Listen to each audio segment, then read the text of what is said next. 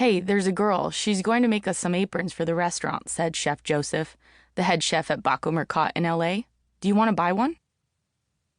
Everything froze. I was a cook in Chef Joseph's kitchen, and I didn't know the apron supplier, but I knew I did not want one of her aprons. Oh my God, do I say something about my apron company? I mean, it's not really an apron company yet, but it will be. My aprons are going to make everyone who wears them feel like they matter. They'll make them feel like the amazing cooks and artists and makers that they are. We all hate wearing these cheap, shitty, scratchy aprons that fit about as well as a hospital gown. This is my chance. The opportunity boat is sailing by. I have to get on it. Chef, I have an apron company, I said, taking a little liberty with the verb tense. I'll make you those aprons. What are you talking about? Chef Joseph said, giving me his steady, inquisitive look that I knew so well. You're a line cook in my kitchen. It was a fair point. I was a line cook in his kitchen, standing at my station, chopping vegetables. I have an apron company, Chef. I started it recently. I would love to make you those aprons. I can totally do it. What is she charging you? What is she making them out of? What's her turnaround? I think I can do it faster and better. Well, she said she's going to take about 6 weeks. I could tell by his tone he was not too jazzed about that timeline. Well, I'll do it in 4, I said. Yeah, he said. Yeah, for real, I said. I've already been working on it. Well, I'd been talking to my coworker, Kevin, about it.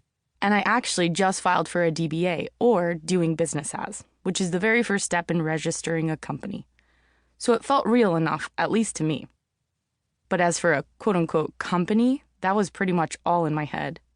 I didn't have a design. I didn't have a pattern. I didn't have fabric. I didn't even know where to buy fabric. I certainly didn't even know how to run a company.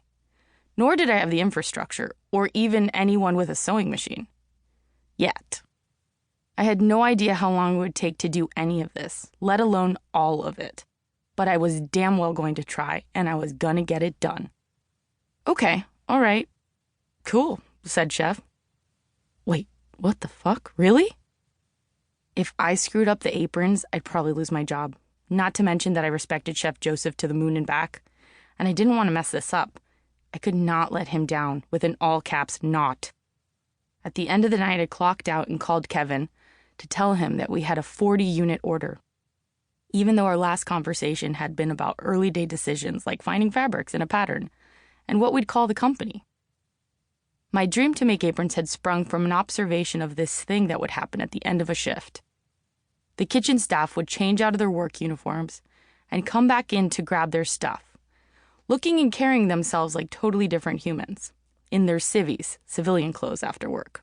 Or, when I ran into them at the farmer's market on Sundays, they looked like real people with way more pep in their step and just generally more at ease. And by they, I mean we. Because in our standard issue aprons, which were either rented from a linen service or bought as cheaply as possible, we looked like we didn't matter. They were all but made of flimsy paper masquerading as fabric. They were so basic, they didn't even adjust around the neck, or have a useful pocket for our tweezers, pens, or Sharpies. Or if they did, they tore off with the slightest tug. At the night's end, we'd toss them aside, the feeling of disposability still clinging to us, and that just had to change.